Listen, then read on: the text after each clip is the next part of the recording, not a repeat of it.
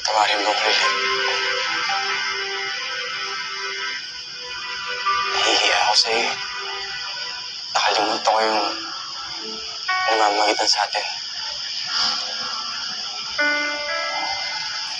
Pagkakaibigan natin.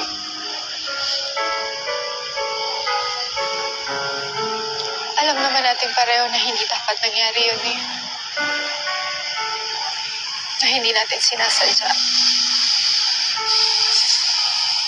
Pero sa tingin ko wala tayong dapat pagsisihan. Wala naman taong masasaktan sa nangyari.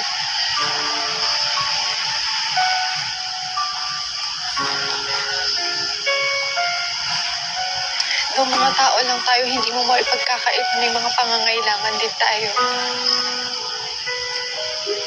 Kailangan natin ng taong tutulong sa atin na magmahal muli pagkatapos ng ilang beses nating kabiguan. Na natin ipagkait sa isa't isa na magsimulang muli. Ang magmahal.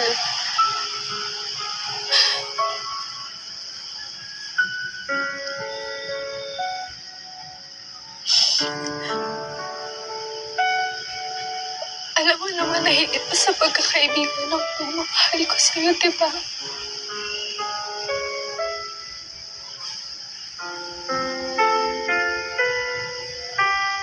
Pero tanggap ko na kahit hindi mo ko kayang mahalin ng higit pa sa pagmamahal ko sa'yo.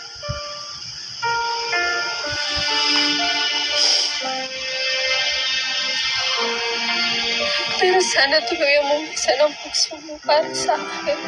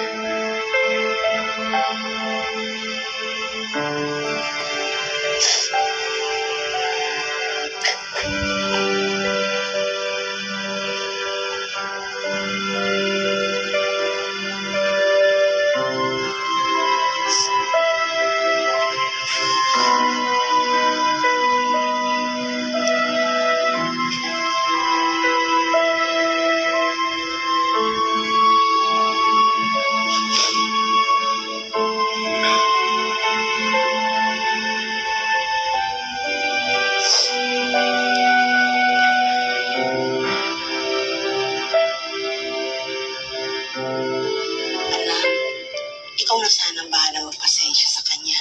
Ganun lang talaga yung batang yun. Ano mo, Sing? May malipatan na ba kayo kung sakali?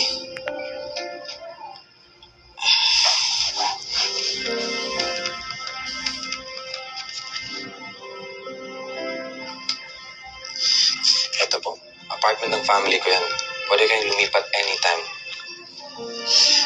Oh,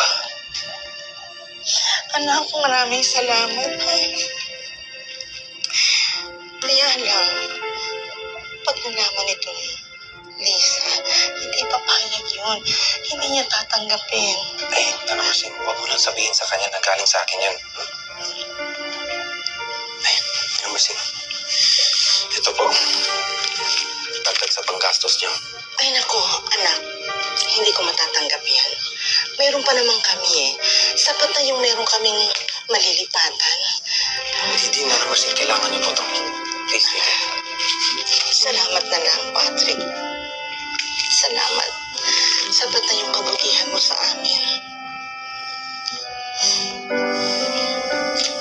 Mahirap tanggapin ang katotohanan na ikaw pala yung babaeng sumira sa pamilya namin. Tulad ni Sofia. Gusto ko rin mahanap ang aking ina. Ano ang plano mo dyan ngayon kay Alina? Hahayaan mo ba na dito titira ang babaeng yan for good? Paano kung isang araw pakasalan siya ng papa mo? Malaki ang posibilidad na siya ang kabit ng papa mo, Victor. Magaling lang siyang magpanggap, kaya di madaling paaminin. Tandaan mo, nang dahil sa kanya nasira ang pamilya mo. Hahayaan mo pa bang ikaw at kayong mag-ama ang sisirain niya ngayon?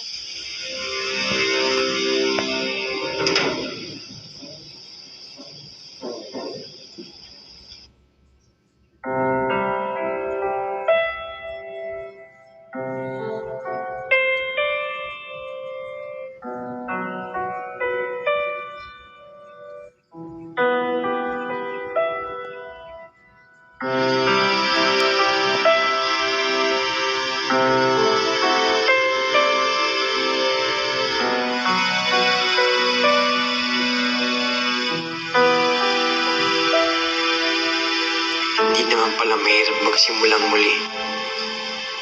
Kailangan ko lang tanggapin ang katotohanan. Dapat nang kalimutan na masakit kong kahapon para magsimula ng bago ngayon. Para sa magandang kinabukasan namin ni Baby Nico at ni Lilith.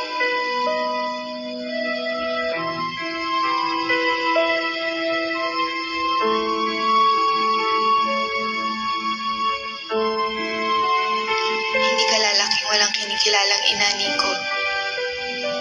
Nandito kami ng papato mo para ibigay sa'yo ang lahat. Aalagaan ko kayong mag-ama. Magsisilbihan at mamahalin.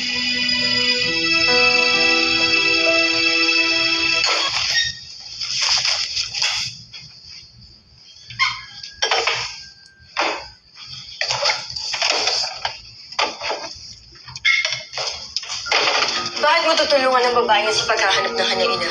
Nagpapatawa ka ba, Victor? Akala ko na pag-isipan mo na ang pag-usapan natin. Bakit biglang tutulungan mo ang babaeng yun? Saka mo na malalaman kung bakit ko gagawin to. Oh, come on, Victor. Don't tell me pati ikaw na utulan rin ang babaeng yun. Hindi pa ba malinaw sa'yo ang lahat? Malay ba natin kung gawa-gawa lang niya ang paghahanap sa kanyang nawawalang ina? At malay ba natin na nagsahit-sahitan lang siya para makuha ang loob nating lahat? Hindi ko naman nakalimutan na malaki ang posibilidad na siya nga ang kapit ni Papa. Kaya ako nga ginagawa to. Ewan ko sa'yo.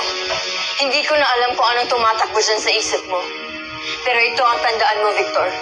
Kabit sana ng papa mo at gagawin niya ang lahat para makuha rin ang loob mo. Huwag sana kayong umabot sa punto na ang kabit na yun ang pipiliin ng ama mo kaysa sa'yo.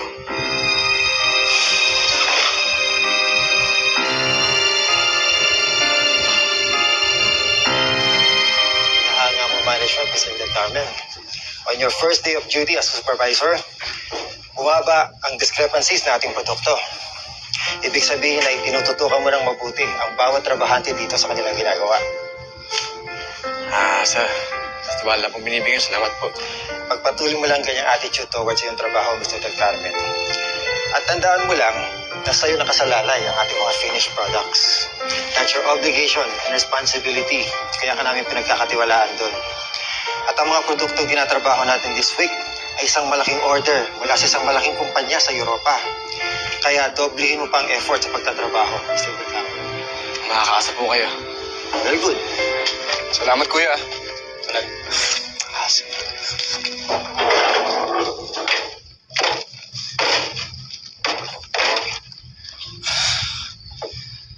Oh, ba't nakatameme ka lang dyan?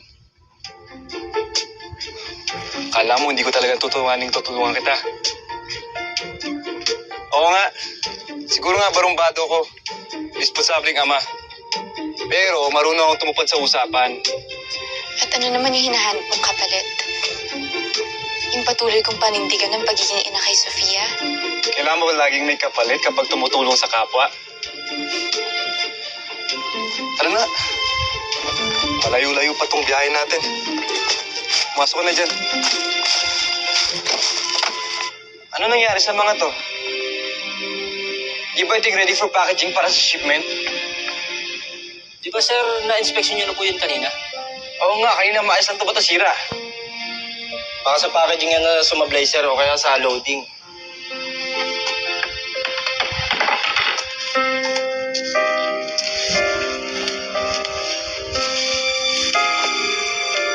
Ano nangyari dito? Sir, hindi Hindi ko nga po alam. Kanina lang po, dumaan pa sa quality control yung mga yan eh. Paano na ngayon, Mr. Del Carmen? Ito ang rush order for shipment sa araw na to. Pwede pa tayo mag-usap?